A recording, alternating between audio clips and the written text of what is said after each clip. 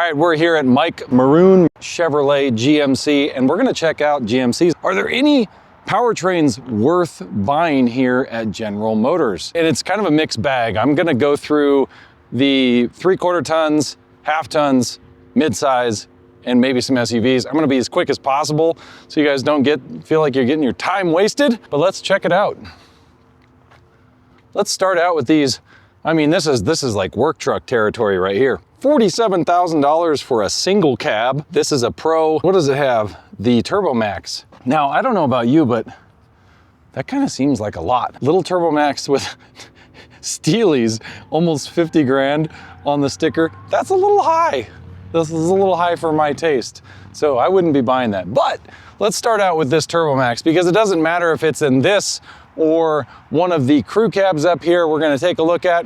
The TurboMax has been very reliable for like, what's it been out, 6 or 7 years now? 6, 7 kids. This is one of the more reliable engines, the TurboMax. Now this is the Duramax, that's a different story. We're gonna talk about that here in a second. But the TurboMax at the 8-speed, the only thing you really need to worry about with the TurboMax 8-speed is maybe putting in a different separator plate that's a Pulsed Elite kit from Next Gen, taking care of that 8-speed. Again, 30,000 miles, every 30,000, you know, drain and fill the transmission on these guys. But the TurboMax has been kind of a bright spot for GM as far as reliability is concerned. People just can't function when they have a 4-cylinder in a full-size truck. They just can't do it. They don't want it. It does have 430 foot-pounds of torque. That's a lot of torque. It does get pretty decent mileage, but people just don't want a 4-banger in their truck. Now let's move on to the Duramax, the 3-liter Duramax. This is the truck that I really wanted when I got my Ram. My buddy has a AT4 edition in this. I really liked it. So these are kind of a mixed bag. And the reason I wanted to look at one of these GMs with the 3-liter baby Duramax is, well, the mileage. You get almost, 27 miles per gallon in these things. This is coming in at $56,000 for the elevation package. And the elevation package is probably one that I would have looked at, although I would go with the X31. You'll notice that with just the 4-wheel drive, the exhaust pipe hangs down pretty low over there. But if you get the X31 package, it kind of tucks it up like the Ram. Anyway, the 3-liter Duramax with the 10-speed. Again, kind of a mixed bag. In 2025, these started spinning main bearings, kind of like the 6.2 liter. So personally, I can't really recommend getting a Duramax right now, given the cost. I think, just go with the Hurricane or something like that. I really wanted to like this engine, but diesel costs are going up. And with the TSB on the spun main bearings on these, they're not having the issues that the 6.2s are having, but I just wouldn't trust them beyond 2025.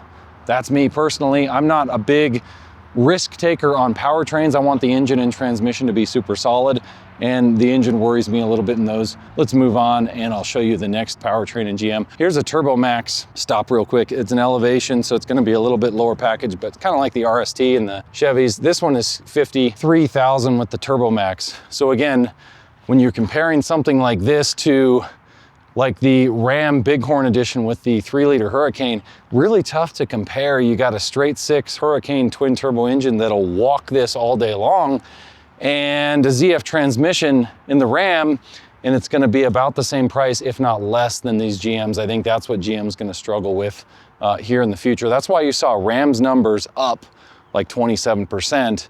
It's because they have reliable powertrains and General Motors is struggling. Let's see if we can find the next powertrain. It's a Z71 Trail Boss. So it's gonna be a little more comparable to something like maybe the Ram Rebel. It's not quite comparable to the Rebel, but it's getting close. 59,000 on the sticker.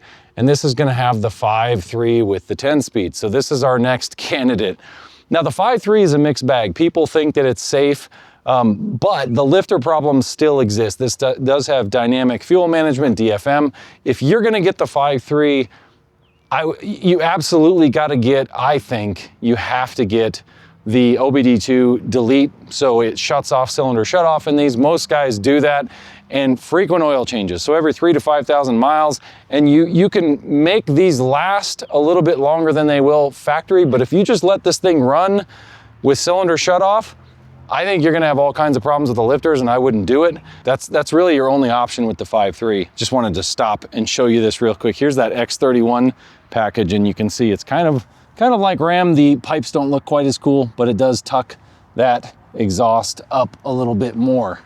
So if you're looking at GM, get that X31 package and it gives you a little more departure angle. All right, on to the next powertrain. I bet we can find one over here. I'm gonna be super gentle on this powertrain. I'm sure you guys believe that, right? All right, ZR2. I think this is actually a really sweet looking truck. Got the Multimatic shocks. I actually like white. A lot of people don't like it. I really like the white and black contrast. Such a nice looking truck. Oh, this has the Duramax though. Wow. And it's used, so I was wrong. They switched the lot up on me. So all this is their used stuff.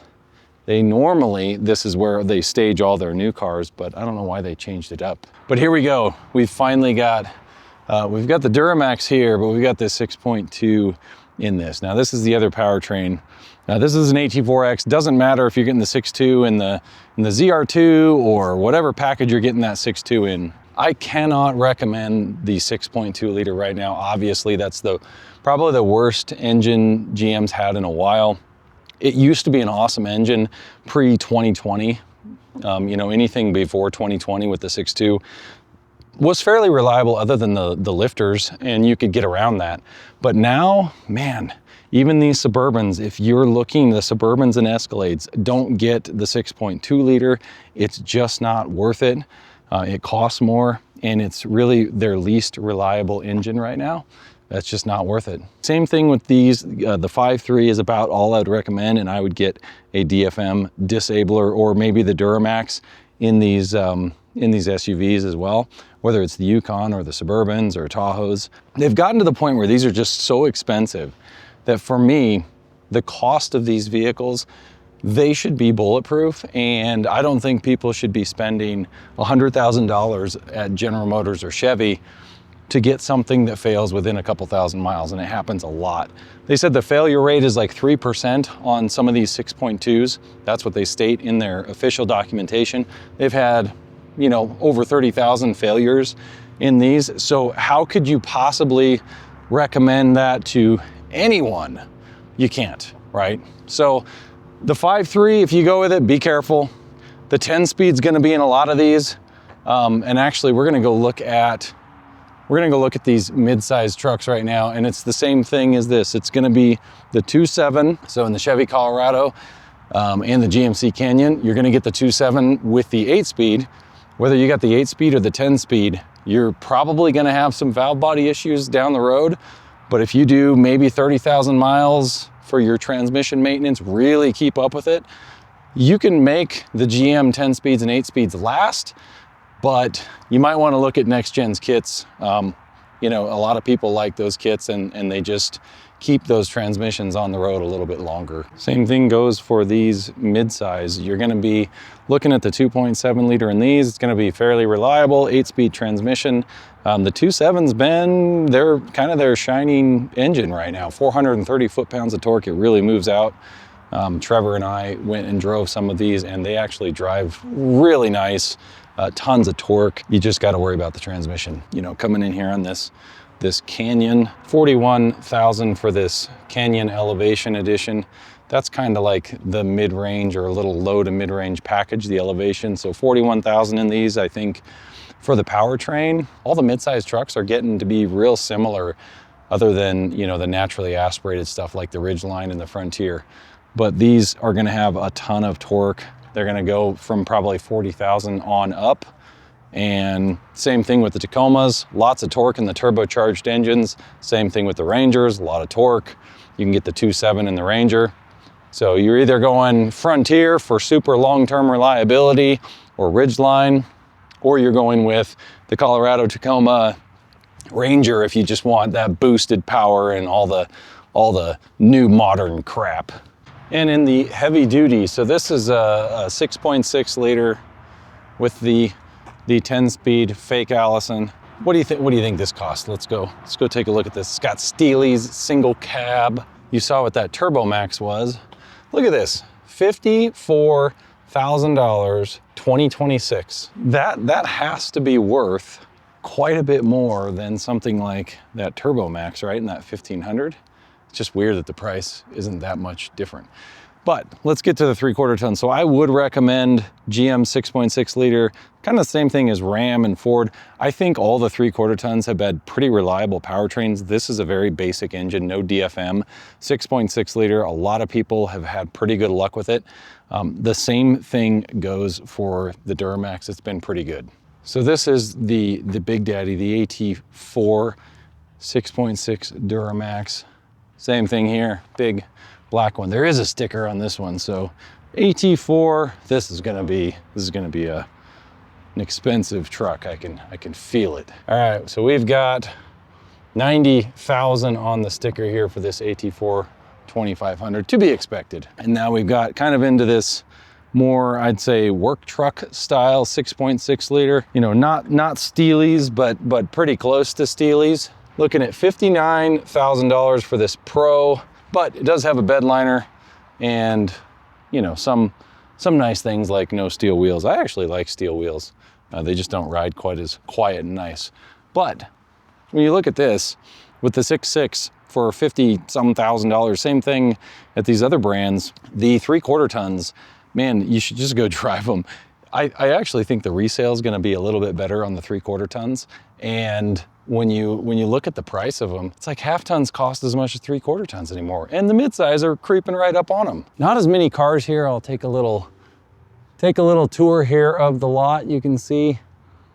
But definitely, yeah, definitely sparse. So it's definitely sparse compared to what it was like 3 or 4 months ago.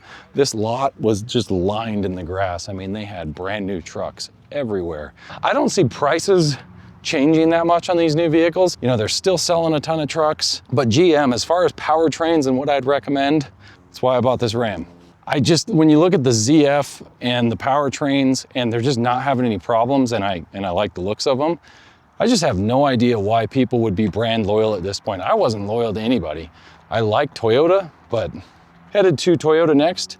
Have a video on that probably after this video.